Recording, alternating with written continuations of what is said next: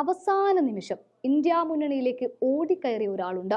പുറത്തുനിന്നും ഞാൻ പിന്തുണക്കുന്നുണ്ട് എന്ന് പറഞ്ഞുകൊണ്ടാണ് അവസാന നിമിഷം ഇന്ത്യ മുന്നണിയിലേക്ക് ഇങ്ങനെ ഓടിക്കയറിയതും ചേക്കേറിയതും.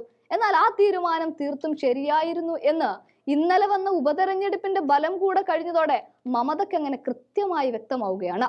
എന്തായാലും ഇന്ത്യ മുന്നണിയോട് നന്ദി പറയുകയാണ് മമതാ ബാനർജി എന്ന ബംഗാളിന്റെ മുഖ്യമന്ത്രി.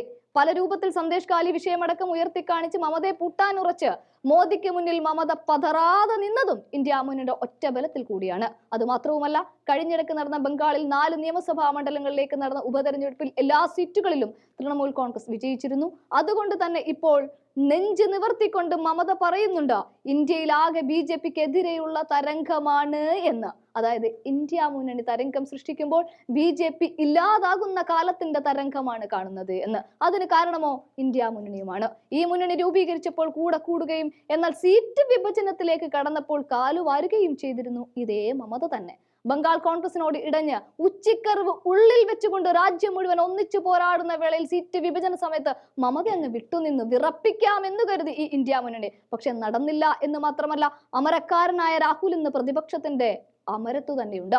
എന്നാൽ പിന്നീട് മുന്നണി തെരഞ്ഞെടുപ്പ് പ്രചാരണങ്ങളടക്കം മുന്നിട്ട് നിന്നപ്പോൾ മമത ഉച്ചത്തിൽ പറഞ്ഞു, പുറത്തുനിന്ന് എന്റെ പിന്തുണ ഈ ഇന്ത്യ മുന്നണിക്കാണ് എന്ന്. അതും അവസാന നിമിഷത്തിന്റെ അവസാന അണിയുമടിക്കാൻ നേരത്ത്. ഇന്നലെ വന്ന തെരഞ്ഞെടുപ്പ് ഫലം കൂടി ആയപ്പോൾ കൃത്യമാവുകയാണിത്.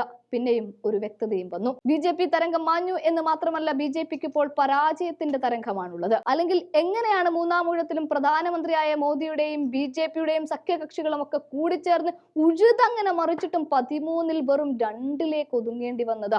NDA ആണ് കേട്ടോ 2-ലേക്ക് ഒതുങ്ങിയത്. BJP മാത്രമല്ല, സഖ്യകക്ഷികൾ കൂടെ ചേർത്ത് കുഴച്ചു മറിച്ചിട്ടും രാജ്യം വിട്ടുകൊടുത്തില്ല. ജനങ്ങൾക്ക് മനസ്സിലായി ഇനി വേണ്ടത് ജനാധിപത്യ രാജ്യമാണ് എന്ന്. ഇവിടെ മമത പറയുന്നത്, 13 സീറ്റുകളിലേക്ക് നടന്ന ഉപതെരഞ്ഞെടുപ്പിൽ ഇന്ത്യ മുന്നണിക്ക് 51% വോട്ട് ലഭിച്ചപ്പോൾ NDAക്ക് 46% വോട്ട് മാത്രമേ ലഭിച്ചുള്ളൂ എന്നാണ്. ബംഗാളിൽ 4 സീറ്റുകൾ തന്റെ പാർട്ടിക്ക് വിജയം സമ്മാനിച്ചത് ജനങ്ങളോട് നന്ദി പറഞ്ഞുകൊണ്ടാണ് ഇത്രയും കാര്യങ്ങൾ പറഞ്ഞത്. മറ്റു സംസ്ഥാനങ്ങളിലും BJPക്ക് നല്ല പ്രകടനം കാഴ്ചവെക്കാൻ കഴിഞ്ഞില്ല എന്നും ഇതേ ബംഗാളിന്റെ മുഖ്യമന്ത്രി അങ്ങനെ ഉറപ്പിച്ചു പറയുമ്പോൾ രാജ്യം ഇന്ത്യ തരംഗത്തിൽ.